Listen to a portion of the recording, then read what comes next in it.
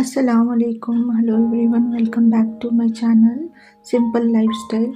तो पहले दरूद पाक पढ़ लेते हैं। बिस्मिल्लाहिर्रहमानिर्रहीम। अल्लाहुम्मा सल्ली अला मुहम्मदिन नबील उम्मी व अला आलि बारिक वसल्लिम तस्लीमा।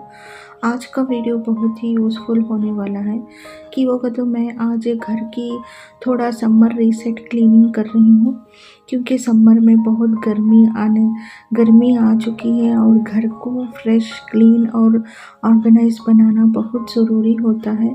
तो चलिए स्टार्ट करते हैं। मैं यहाँ सबसे पहले रूम की क्लीनिंग कर लूँगी। इसका मैं यहाँ पे फ़ैन वगैरह सभी क्लीन करके ना इसको मैं अच्छे से पाक कर लूँगी, ताकि अच्छा क्यों बोले तो फ़ैन से हमें अब अगर आपके घर में एसी है तो चलो कुछ नहीं, मगर फ़ैन ना ऐसा चीज़ है जो हर घर में चलता ही रहता है और इसे हमें क्लीन करना बहुत ज़रूरी होती है। गर्मी में ना रास्ते की धूल वगैरह, बाहर से मिट्टी वगैरह, डस्ट सब आ जाता है, तो मैं सारे फ़ैन पहले सबसे वो क्लीन कर लेती हूँ। ये मैं आ गई रूम का क्लीन करने के बाद अब लिविंग रूम के लिए आ गई थी। लिविंग रूम में जो भी चीज़ें हैं, डस्टिंग कर को और फ़ैन, फर्नीचर, सोफ़ा भी क्लीन करना इम्पोर्टेंट है और विंडो भी क्लीन करना सबसे इम्पोर्टेंट है कि तो नेचुरल लाइट और ब्राइटनेस बंद हो जाती है अगर हमें विंडो नहीं क्लीन करे, तो इसे भी फ्रेश देखना ज़रूरी है। तो मैं यहाँ से पहले ऊपर से करले को आ रही हूँ ताकि डस्ट पूरी नीचे जाको रजन दे। बाद में हमें ऊपर से करें तो पूरी डस्ट नीचे उतरती है और नीचे उतरने से हमें नीचे का बाद में जो भी चीज़ें हैं डस्ट करने के नीचे से कर लेना पड़ता है। तो मैं यहाँ पे फ़ैन को अच्छे से झाड़ने के बाद मैं जो भी, और ये एक बहुत ज़रूरी होता फ़ैन को करना। देखो कितनी डस्ट थी फ़ैन में, और मैं यहाँ पे ज़रा सोफ़े को सामने कर को उसे भी, और ये दीवार पे जो डस्ट रहती है ना, हमें ये भूल जाती है कि दीवार पे भी डस्ट रहती है। सिर्फ चीज़ों को उठा को हमें डस्ट कर लेते रहती, मगर हमें ज़रूरी है कि दीवार की भी डस्टिंग करना, कि वो बोले तो हमें जो पेंट करे रहती और सोफ़ा फ़ैन की चलने की वजह से जो भी छोटे छोटे धूल के पार्टिकल्स रहती ना, वो सब भी दीवार को जाको बैठ जाती। ये मेरे हाथ से नहीं हुआ कि मैं सोफ़ा इधर ढकल सकूं और इधर थोड़ा सा इधर लेकर आऊं, मगर ये बहुत वज़न था तो मैं इधर से निकाल को रखी। तो यहाँ पे सीधा कर ली और सामने कर ली। दिखाती हूँ तुम ना, सोफ़े के पीछे मैं सिर्फ चंद दिन पहले ही मैं क्लीन कर रही थी। तो देखो गर्मी शुरू होने के बाद कितनी डस्ट आ गई है। तो मैं ज़रा इधर सामने कर ले को सोफ़ा पहले दरीचे यानी विंडोज़ को अच्छे से झाड़ ली और डस्ट कर ली, ताकि वहाँ की भी डस्टिंग निकल जाए। अच्छे से क्लीन कर ले तो पूरा ऊपर की धूल सभी नीचे पड़ जाती है, तो और भी ज़्यादा नीचे रहती है उससे।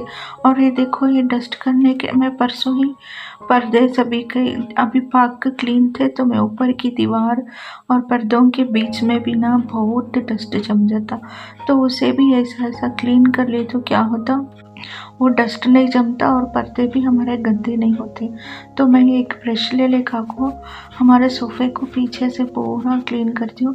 वैसे तो हमें रोज़ भी सामने से पूरा झटक को झाड़ को अच्छे से उसे वाइप कर को हमें कवर सभी डाले रहती, मगर पीछे की तरफ हमें ध्यान नहीं देते, मगर इसे ध्यान देना बहुत ज़रूरी होता है कि तो वहाँ से डस्ट जमना शुरू होती है। और देखो यहाँ कितना डस्ट जम गया।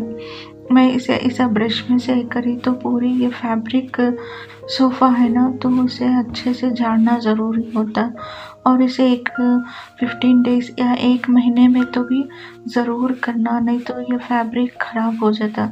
अगर वैक्यूम क्लीनर है, स्पॉट क्लीनर है, तो उससे चल जाता, काम बन जाता। मैं इसे कैसा क्लीन करती हूँ, इसे डस्ट तो मैं निकाल डाली, मगर सामने की जो सीटें हैं उसको कैसा मैं क्लीन करती हूँ और एक बार मैं आपको बताऊंगी। पहले मैं इसका पूरा बैक साइड का सब क्लीन कर लेती हूँ, बाद में मैं एक दिन में एक बार एक चीज़ करती हूँ, नहीं तो हमारे काम एक बार कोई एक ले बैठ गए तो पूरा बहुत टाइम निकल जाता और उसी में टाइम चला जाता। तो इससे बेहतर है कि हमें एक-एक चीज़ को एक-एक बार में एक बार वो एक बार एक रूटीन लेकर चले तो हमें हमारे सारा घर भी अच्छा से क्लीन रहता और मेंटेन भी रहता। तो ऐसा नहीं कि गंदा हो जाता। तो मैं इसे झाड़ू मार को पोंछ भी डाली थी। मैं पोंछने वाली क्लिप नहीं बताई, वो क्यों मिस होगी मालूम नहीं। तो मैं झाड़ी सो बताई मगर पोंछी सो नहीं बताई। तो ऐसा नहीं सोचो कि मैं नहीं पहुँची, मगर मैं पहुँच को रखी थी, मगर वो क्लिप नहीं ऐड करी तो वो नहीं चलेगा, डिलीट होगा। देखो ये इसकी पहले की थी वो, मगर हमारे हस्बैंड आए तो उसे पूरा अरेंज कर रही मैं, मेरे हाथ से वो तो ढकलने नहीं हुआ। अब मैं पूरा हॉल को सीधा कर ले को पूरा डस्टिंग कर लेती हूँ और मैं डस्टिंग भी कर डाली थी। और मेरे जो अंदर प्लांट्स थे वो प्लांट्स को ले लेकर को मैं इसे भी, यहाँ जो ये मेरा प्लांट्स था इसमें बहुत डिज़ाइन बना हुआ था। तो देखो ये डिज़ाइन है नहीं, इसके डिज़ाइन के अंदर भी ये पानी डालने से या कोई डस्ट हो जाती ना तो उसका कलर ही चेंज हो गया था। तो उसे मैं ब्रश लेको थोड़ा सिर्फ ब्रश से ही वॉश कर लूँ कि अभी एक थोड़ा विम लिक्विड डाल को इधर वॉश कर ली और ताकि वो अच्छे से पाक हो जाना। अच्छे से पाक मैं इसे लिक्विड में से अच्छे से क्लीन कर लेती हूँ ब्रश कर को कि तो ये भी अच्छा शाइन दिखना। हमें प्लांट्स रखती का भी ख्याल करे तो ना घर के अंदर रखे तो इनकी बहुत ज़्यादा टेक केयर करना कि तो ये धूप हवा से दूर रहती और हमें धूप हवा से दूर है तो इनको अच्छे से हमें मेंटेन करे तो ये घर में भी फ्रेश रहती। और इसे मैं अच्छे से वॉश कर लेती हूँ और इसकी जो पत्तियाँ भी थी ना उसे भी मैं वॉश कर लेती हूँ। स्नेक प्लांट था, इसकी पत्तियों को भी अच्छे से वॉश कर को मैं इसे पोंछ भी डालती हूँ कि तो इन्हों जो भी पत्तियाँ रहती इनका फूड इनोज बनाना तो इनको मेन इनकी जो पत्तियाँ रहती ना वो इम्पॉर्टेंट है। देखो अब कलर भी खिल को आ गया पॉट का और अच्छे से भी दिख रहा। मैं तुमने बताती हूँ, देखो ये कितना प्यारा सा प्लांट है येलो और उसकी जो ग्रीन पत्तियाँ है ना लीव्स है ना बहुत अच्छे हैं और ये ऑक्सीजन सभी अच्छा बैड स्मेल्स को सभी ऑब्जर्व कर लेता स्नेक प्लांट है ये। तो मैं इसके बारे में बहुत ज़्यादा जानती रहूँगा, मैं तो उतना नहीं जानती। मैं प्लांट्स घर में रखना और ये अच्छे फ़ायदेमंद भी रहती, लुक भी रहता आर्टिफिशियल प्लांट से तो ये बहुत अच्छे दिखती। तो मैं अंदर ही ये सभी रखती हूँ, मनी प्लांट, ये स्नेक प्लांट, ये सारा। तो मैं गई बार आपको एक बार बताई थी कि मैं वो जो स्नेक प्लांट रिपोर्ट करी थी ना वो कहाँ रखती हूँ, तो मैं वहाँ रखो हूँ। लास्ट में उसकी क्लिप भी देख लेना। तो जो भी सूखी पत्तियाँ थे ना मैं उसे निकाल डाल को एक गीले कपड़े से मैं अच्छे से इसे डस्ट कर लेती हूँ कि तो इसमें भी डस्ट रहती है, इनको भी डस्ट क्लीन फ्री रहना, नहीं तो प्लांट्स ख़राब हो जाती।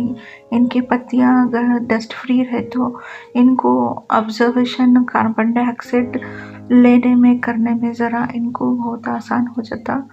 तो हमेशा अंदर जो इंडोर आउटडोर प्लांट्स का तो उतना ये नहीं रहता, मगर इंडोर प्लांट्स को तुम्हें थोड़ा सा केयर करना, इनकी सफाई, इनका देखभाल, इनका सब कुछ करे तो ये अच्छे रहती, नहीं तो फिर ये बिगड़ जाती, सूखने को आ जाती। तो अच्छी बात है कि हमें इनको अच्छे से क्लीन करना। तो मैं यहाँ से अच्छे से क्लीन कर ली प्लांट को, तो उसकी जगह पे मैं उसे रख देती हूँ। तो यहाँ पे मेरा काम सारा हो गया था। देखो ये मैं स्नेक प्लांट यहाँ पे रखी हूँ और मेरा सब कुछ क्लीन सब रेडी हो गया था लिविंग रूम का। तो उतनी देर में नमाज का टाइम भी हो गया और वीडियो के एंड पे भी आ गए। मैं नेक्स्ट ब्लॉग में आपको बताऊंगी कि मैं रूम की भी सफाई करी थी तो क्या क्या करी थी। बहुत लंबी हो जाती थी वीडियो, तो मैं इसलिए नेक्स्ट ब्लॉग में आपको मेरे जो भी दो रूम थे उनकी सफाई का मैं बताऊंगी। तो यहाँ तक ज़ोहर की नमाज का भी टाइम हो गया, तो मैं नमाज पढ़ को मिलती हूँ आपको नेक्स्ट ब्लॉग में।